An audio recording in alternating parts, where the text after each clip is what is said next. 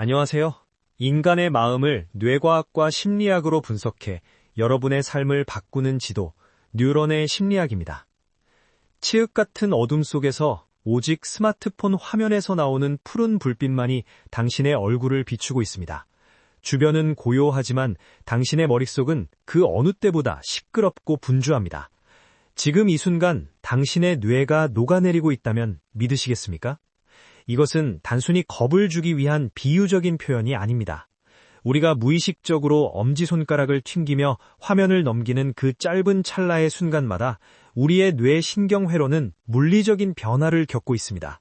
마치 뜨거운 열기에 아이스크림이 녹아내리듯 과도한 자극에 노출된 뇌의 특정 부위가 구조적인 변형을 일으키고 있다는 뜻입니다. 이 모든 현상의 중심에는 도파민이라는 신경 전달 물질이 자리 잡고 있습니다. 많은 분이 도파민을 단순히 기분을 좋게 만드는 행복 호르몬 정도로 알고 계시지만 뇌과학적인 관점에서 도파민의 진짜 역할은 행복 그 자체보다는 새로운 것에 대한 강력한 갈망과 기대감입니다. 우리 뇌의 원시적인 보상회로는 본래 거친 자연 환경에서 생존에 필요한 먹이나 새로운 정보를 찾았을 때 도파민을 분비하도록 설계되었습니다.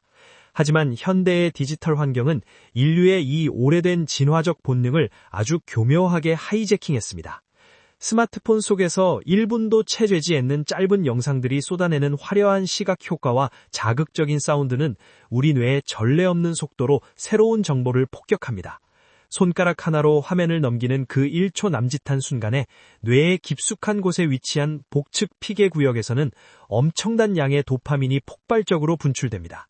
이 강렬한 화학적 신호는 뇌의 사령탑인 전두엽으로 전달되어 더 많은 자극을 당장 찾아내라고 명령합니다. 뇌가 정보를 처리하고 휴식할 틈을 전혀 주지 않는 이 구조가 바로 스마트폰 도파민의 함정입니다. 이제 우리는 더 깊은 뇌의 내부로 들어가 보아야 합니다. 뇌과학자들이 가장 우려하는 지점은 바로 뇌의 물리적인 부피 변화입니다. 실제 연구에 따르면 스마트폰 중독이 심한 사람들의 뇌를 촬영했을 때 인지 기능과 감정 조절을 담당하는 회백질의 두께가 얇아진다는 결과가 보고되고 있습니다. 회백질은 뇌세포들이 밀집해 있는 곳으로 우리의 지능과 판단력을 결정하는 핵심적인 부위입니다. 이곳이 얇아진다는 것은 컴퓨터로 비유하자면 중앙 처리 장치의 성능이 떨어지고 메모리 용량이 줄어드는 것과 같습니다.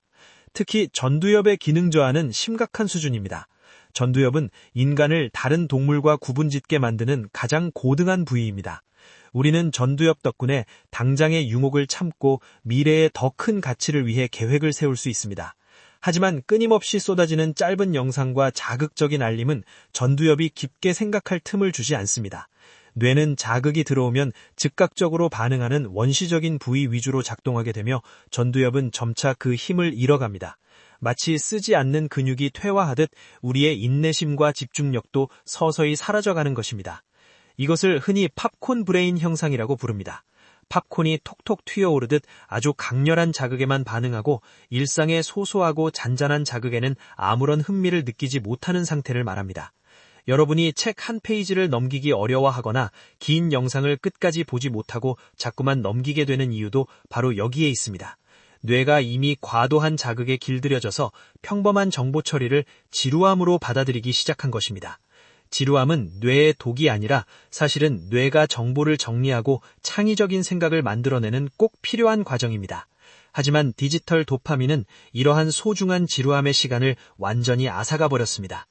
이러한 뇌 구조의 변화는 단순히 인지 능력을 떨어뜨리는 데서 그치지 않고 우리의 감정과 정서 상태에도 깊은 상처를 남깁니다. 뉴런의 심리학에서 주목하는 또 다른 심각한 문제는 바로 정서적 불안정성입니다. 우리는 스마트폰을 통해 끊임없이 타인의 화려한 일상과 자신을 비교하게 됩니다. 뇌의 보상회로는 상대적인 우월감이나 만족감을 찾으려 하지만 화면 속 세상은 언제나 나보다 더 행복하고 더 성공한 사람들로 가득 차 있습니다. 이때 뇌에서는 도파민이 아닌 스트레스 호르몬인 코르티솔이 분비되기 시작합니다. 디지털 자극에 중독된 뇌는 감정의 진폭이 매우 커집니다. 아주 작은 자극에도 쉽게 분노하거나 깊은 무기력증에 빠지는 이유가 여기에 있습니다. 자극이 들어올 때는 도파민 수치가 급상승하며 일시적인 고양감을 느끼지만 자극이 사라지는 순간 수치는 평소보다 더 낮게 곤두박질합니다. 이를 보상회로의 결핍 상태라고 합니다. 이러한 감정의 롤러코스터는 결국 만성적인 우울감과 불안으로 이어집니다. 평범한 일상이 지루함을 넘어 견딜 수 없는 고통으로 느껴지는 것입니다. 사회성 결여와 공감 능력의 저하 역시 뇌과학적으로 설명이 가능합니다. 인간의 뇌에는 타인의 감정을 거울처럼 비추어 느끼게 해주는 거울 뉴런이라는 조직이 있습니다. 하지만 직접적인 대면 접촉 대신 화면 속에 파편화된 정보를 소비하는 시간이 늘어나면서 이 거울 뉴런의 활동성이 급격히 떨어집니다. 상대방의 미묘한 표정 변화나 목소리의 톤을 읽어내는 능력은 실제 경험을 통해 단련되는데 디지털 환경은 이러한 학습 기회를 원천적으로 차단합니다. 결국 우리는 연결되어 있다는 착각 속에 살고 있지만 실제로는 그 어느 때보다 고립된 뇌를 갖게 되는 셈입니다.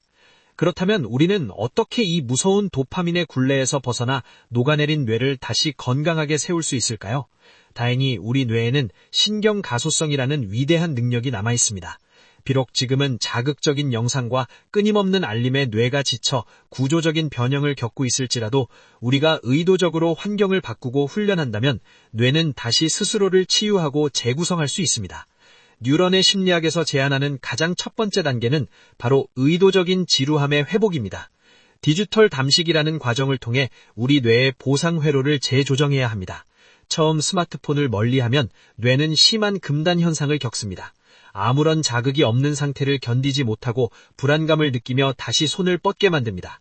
하지만 이 고통스러운 지루함의 시간을 견디어야만 뇌의 도파민 유송체가 정상적인 수준으로 회복될 수 있습니다. 뇌가 스스로 휴식하고 정보를 정리할 시간을 줘야만 약해진 전두엽이 다시 사령탑의 역할을 수행할 수 있습니다. 구체적인 방법으로는 스마트폰을 물리적으로 격리하는 환경 설정이 필요합니다. 우리는 흔히 자신의 의지력을 믿지만 전두엽 기능이 약해진 상태에서 의지만으로 유혹을 이겨내기란 불가능에 가깝습니다.